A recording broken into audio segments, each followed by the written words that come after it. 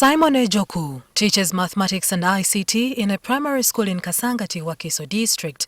He earns an extra income from the side jobs he does during his free time. I do casual chef work, and I also ride my bike sometimes, basically on days that I'm not so busy. You do boda. Ejoku was raised by his grandmother and an aunt in Mbarara district. His mother is from here and his father from Teso, but they did not raise him. My mom abandoned me at the age of 2 years to my grandmother in the village, some village in Western. And later on, we came to Mbarara city, where she resides, where she's currently staying, where we stayed at that time, with a family of one of her daughters who was not my mother. Ejoku's aunt took up the responsibility of seeing him through school, but only up to primary 6 due to financial constraints. You'd say she ran out of finances because now I'm growing and I'm finishing primary 7, going to secondary, where now more demands are coming up. So she called her sister, who is my mom, and inquiring, knowing when she would find some time and come and they sit, because I needed to know who my father was. And then she also had to take up her responsibility as a mother because she has a son. His mother then decided to take him to Soroti to meet his father's side of the family. Actually, it took me time to transit from Auntie Annette, because that's her name, to Mami. So she later decided she'll visit to me after like a period of 2 days, that you know what, we are going to travel to Soroti, where your biological father is. They were welcomed by his grandfather, who called a family meeting to introduce Ejoku. I was only seeing my father in pictures. So when I saw him among the people who had sat in the sitting room for a minute, I was able to identify, I was like, hey, this is my father. My grandfather started saying, so we have a woman here who has traveled a very long way from Mbarara with a boy that we all don't know, that we are yet to know, claiming that this boy is a son to my son, Charles Erago. His response was, I don't know that boy. Yet this is the person I grew up knowing that he is my biological father. Ejoku's mother returned to Kampala alone, leaving him behind in Soroti. His grandfather took him in and enrolled him in primary 7. Ejoku's father treated him badly and segregated him from the rest of the family. He had not accepted it, but I'm there. So he would not greet me, would not talk in the same house. I would greet him because I was looking at my father, not the man who has rejected me. So it hurt me, it killed me a lot. Fed up with the situation, 12-year-old Ejoku decided to run away and arrived in Kampala, hoping he could be reunited with his mother. I picked up some little money from Grandpa's room, which like facilitated my transport. Without permission. Yeah, I found when they had even shifted, because they were renting.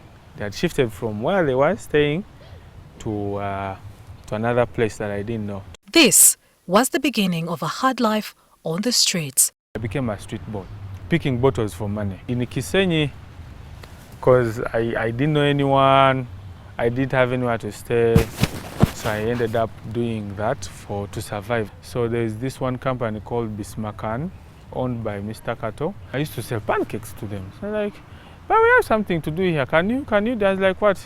Like cleaning those buses. Like, so one time money now goes missing one morning, and it was me with the kids. And the boss was very bitter, and the lady would not admit that it was her mistake leaving the money behind, uninformed and all that.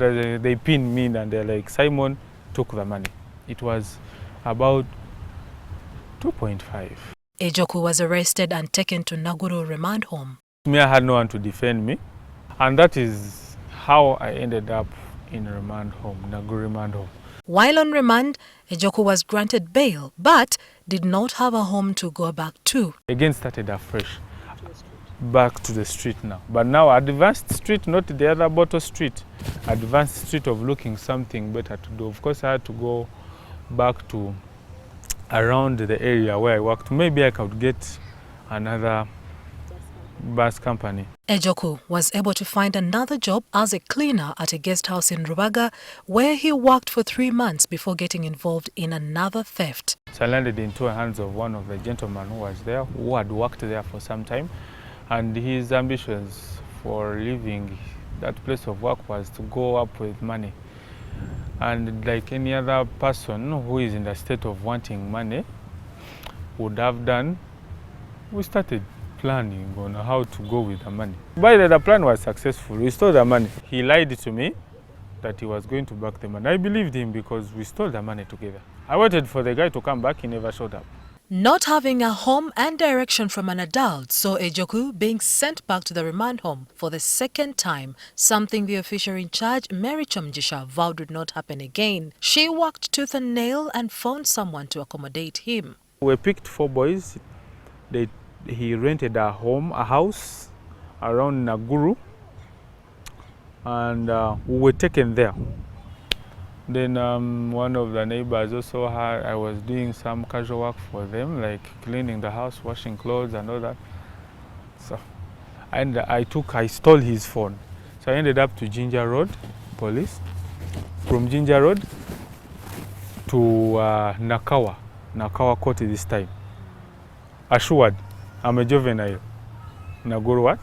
Remand home. Now those are the 3 times I was at a remand home. This time, Chamjisha decided to enroll Ejoku in school so that he could complete primary 7. He commuted to and from the remand home and his results did not disappoint. Now results come back for primary 7 and I got in 9 aggregates. Went to Bethel Covenant College, paid for my senior 1, 2, 3 and 4. After which, he enrolled in Shimoni Primary Teachers College, where he qualified as a primary school teacher. Ejoku blames his parents for his childhood flaws. Because I believe if my father was there to always say, hey, what you're doing is, you're supposed to do it like this, and my mom was there, I don't think I would have ended up doing all the things. It is something that really kept me not to have children when I'm not yet ready, because I don't want any of my kids to test what I've tested. Ejoku still hopes his family, especially his father, will accept him one day. I went there recently to, when I was old, to go and apologize. Like you'd say, make a reconciliation between your parents. He would show like he has welcomed me, but I've never gotten an acknowledgement from him calling me his son, which I want. The welcoming me, giving me where to sleep is not the big issue. But acceptance, like I'm his son, is a big deal. MILDRED PEDUN, NTV.